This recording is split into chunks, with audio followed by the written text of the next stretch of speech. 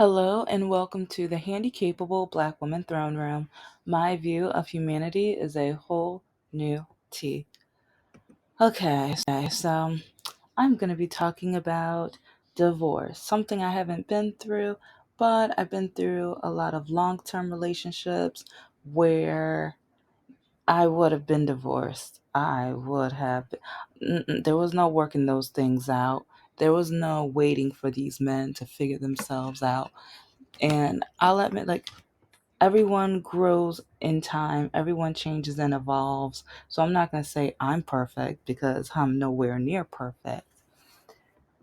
The thing is, yeah, I broke up with majority of the men, and I'm so happy and proud I did.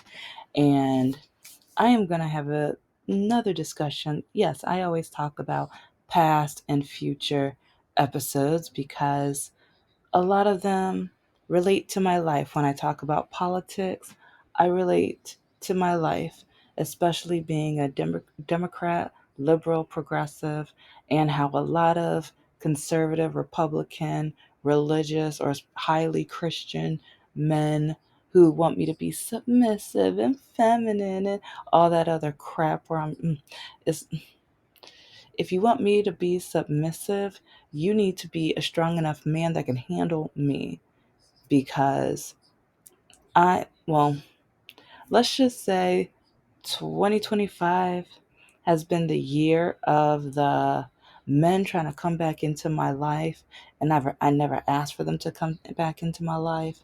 And throughout a lot of my life, well, dating wise, men keep coming back to me, and I never asked for it. This year alone, it feels like the Christmas Carol. When you go to sleep and those ghosts come, but instead of ghosts, it's exes, and I'm waking up and I'm like, okay, when I wake up, I'm supposed to be leaving the nightmare, but I feel like I'm entering it. That's how it feels right now. And so I'm going to have several episodes talking about the top 12 reasons for divorce because, especially within relationships, it's a common reason why a lot of people break up. And I'm really going to be emphasizing certain ones or even ones that are not included in the list because, for example, in this episode, I'm going to touch on politics and money and how, especially now with our political environment, women are filing for divorce left and right. And okay, as a Christian woman, yes, I know we're not supposed to be divorced. And the vows is supposed to be until death do you part. And at the same time, for a lot of women, for their safety, for their mental health and things, they need to abort the not the child. Yeah, you know what I'm saying. They need to abort mission, abort abort the marriage and the vows and everything because it's like now I'm thinking there's another episode I need to do really soon too about yes, I'm messy. Remember, my YouTube channel is as messy as my life, but there's this woman who somehow I need to look up what happened, but she is brain dead now and she's carrying a baby. I think she is like around 8 weeks pregnant, and she's in Georgia, I believe. And with their heartbeat law, they are keeping her on life support to keep the baby alive until the baby is viable to deliver. But the baby has water on the brain, and they believe that the baby is going to have multiple health issues, and the family is asking, can you just let let her go? And pro-life people are celebrating.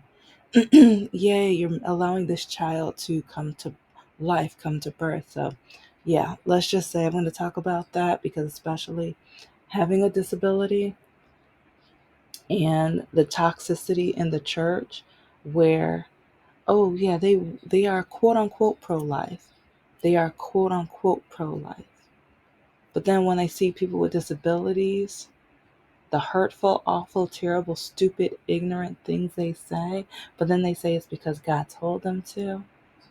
Yeah, don't get me started. So, but yeah, that is, and that involves marriage too, because in one of the discussions that I found on Facebook, a lot of the men were, well, this is what women are made for.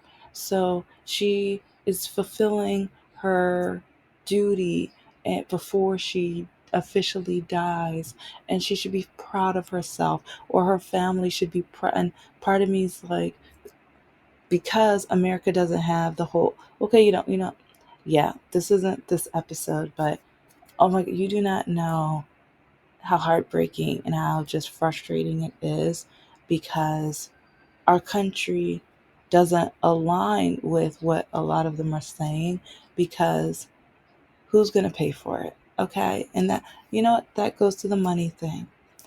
So perfect. I'm ending it. So just think financially, and also think about your financial life. What are the hard things that you have to go through right now? And especially now with the tariffs, don't forget about the tariffs. And I have a list. I put the link, or yeah, if you want to press on that link I had earlier in the episode, you can, go to that, follow along, read the article. I'm, like I said, I'm going to be looking at quite a few different studies, comparing them, also seeing are any of the studies going to talk or discuss about how politics are involved into marriage and relationships, because for me it is a big deal.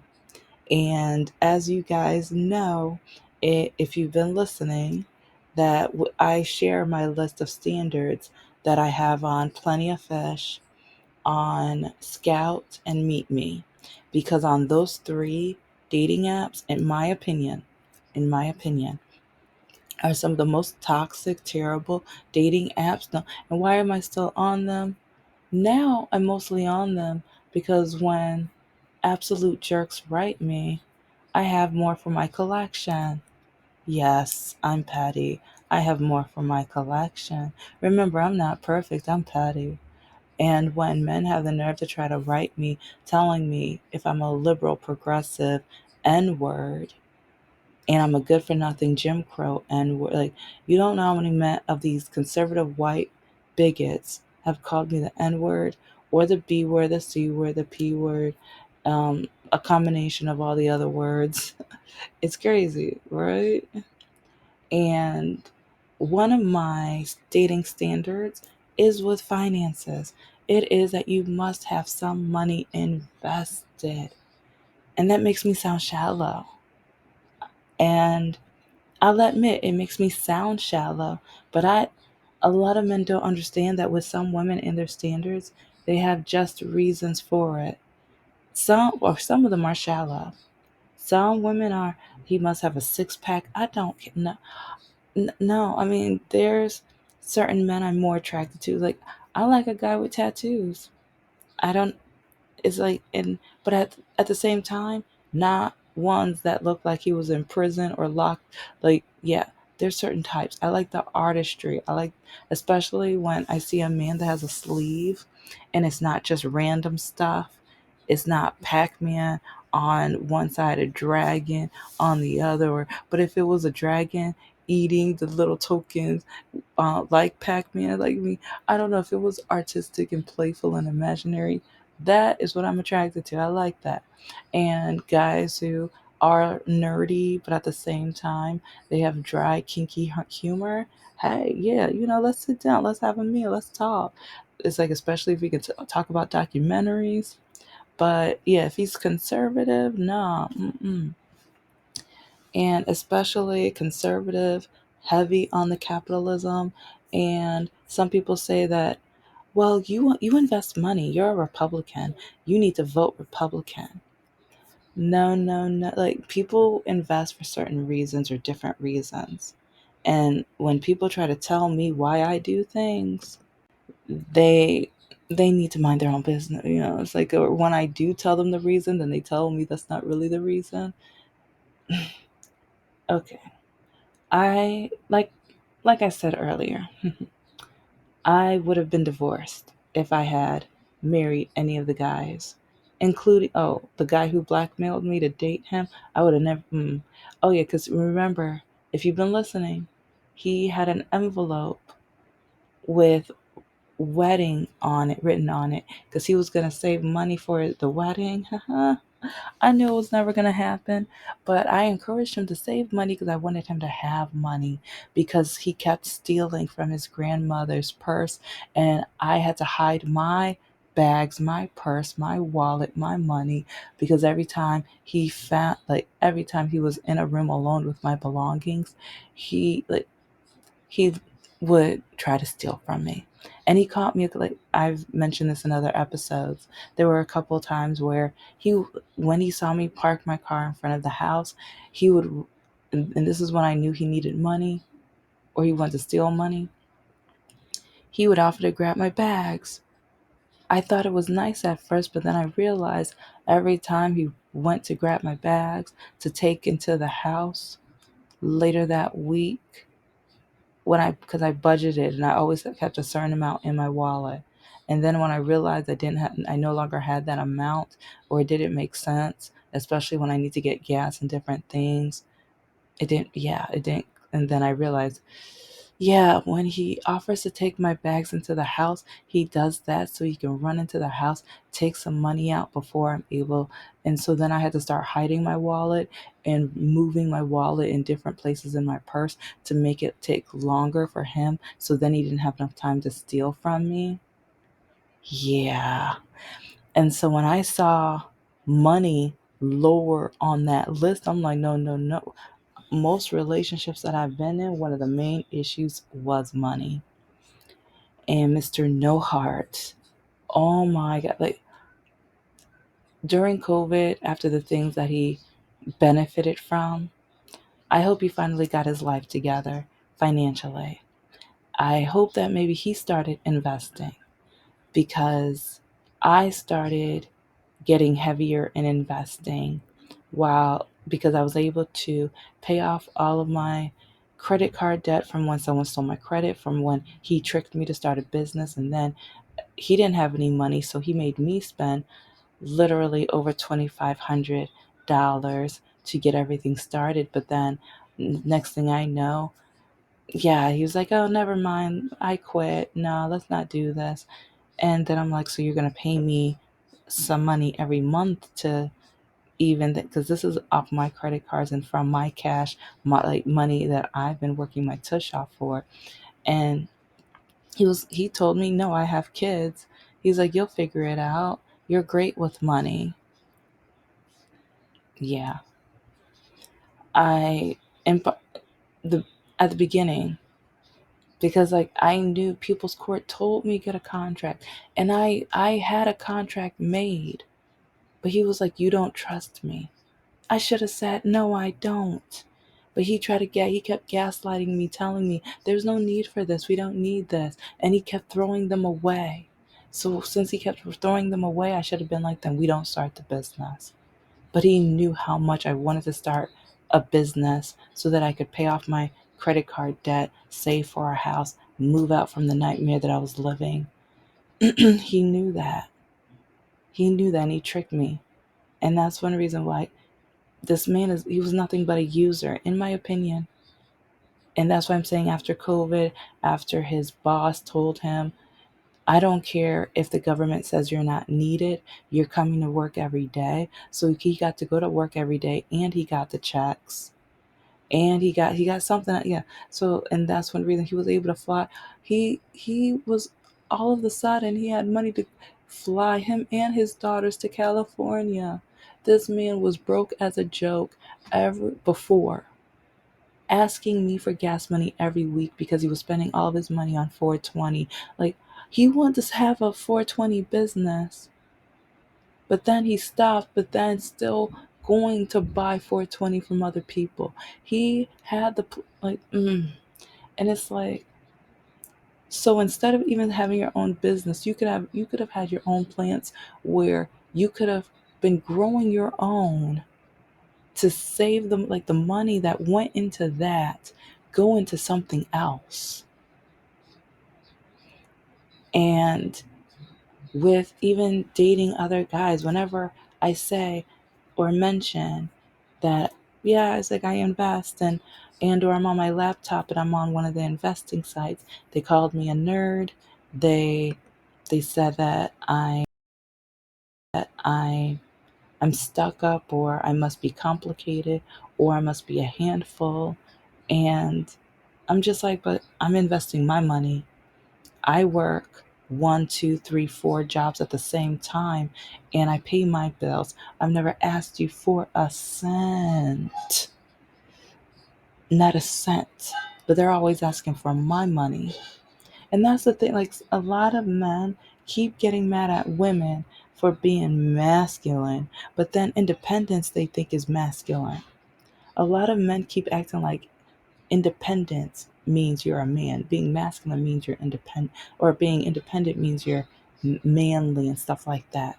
And then even there's that one stupid, idiotic jerk, in my opinion, because arrogant, ignorant, just conniving, sexist, in my opinion. I forgot his name, but he's very popular in the passport bro red pill atmosphere. But he said there women are not able to be independent. It is impossible for women to be independent.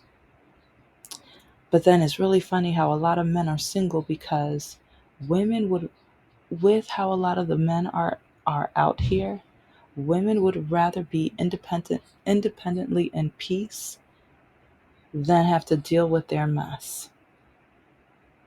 And maybe we can't fully be independent, but we are determined enough to be independent enough to have enough cash to do the things we're not able to do, we could pay for.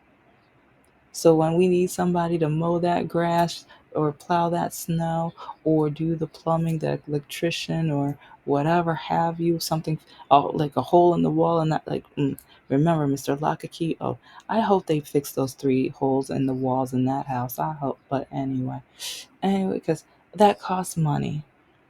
And so I think a lot of men are mad now that women are more determined and black women are the top educated demographic in this country. And I know a lot of men hate that. And so when a lot of men try to tell me that I'm stuck up or I should be a Republican, because yeah, a lot of the conservative men, they get mad at me or tell me, you're a Christian and you invest and you want to start a business and things like you're supposed to be Republican. Why, like, how are you a Democrat?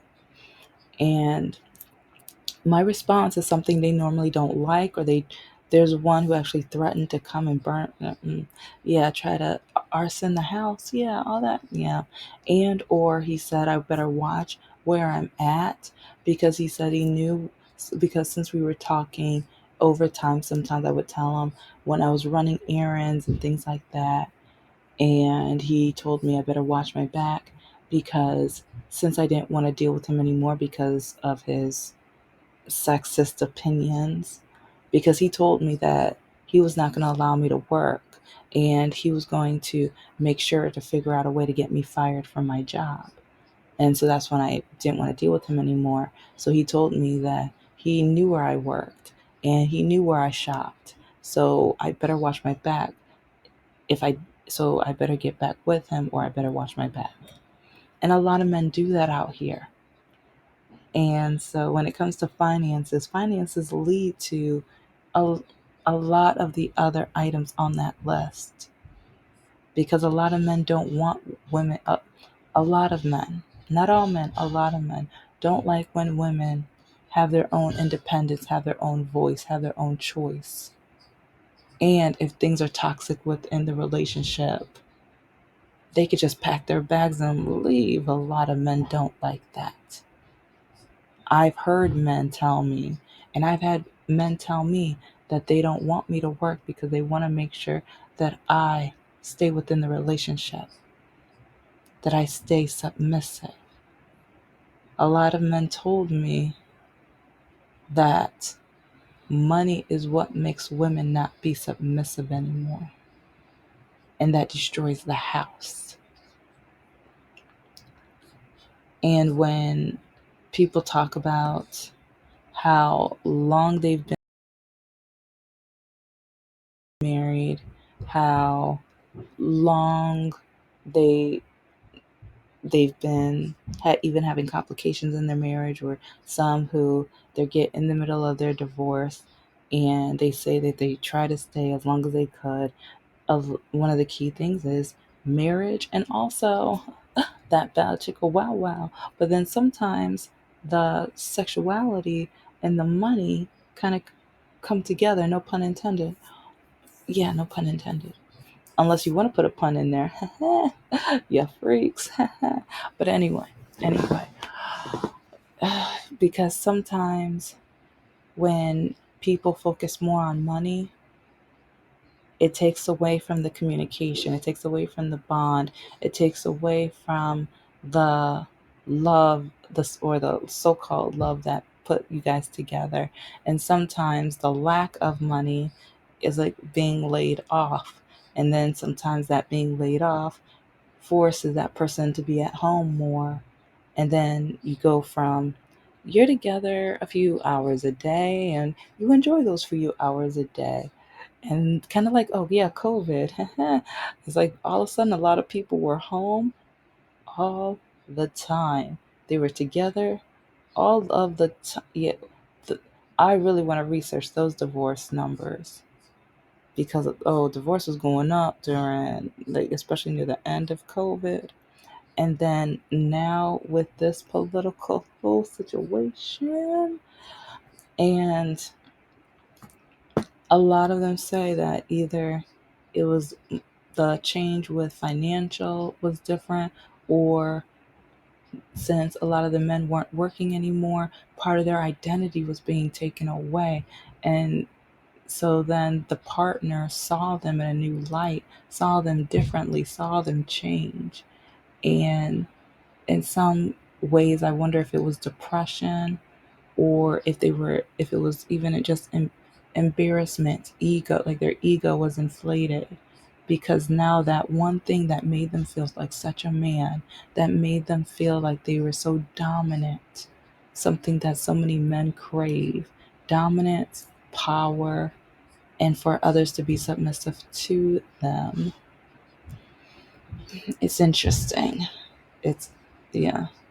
And then politically right now, we, so many men follow and adore a billionaire man who have cheated so many people out of money, who have done so much. And okay, I'll say this is in all of my opinion, even though we have so many articles and different things that prove my case.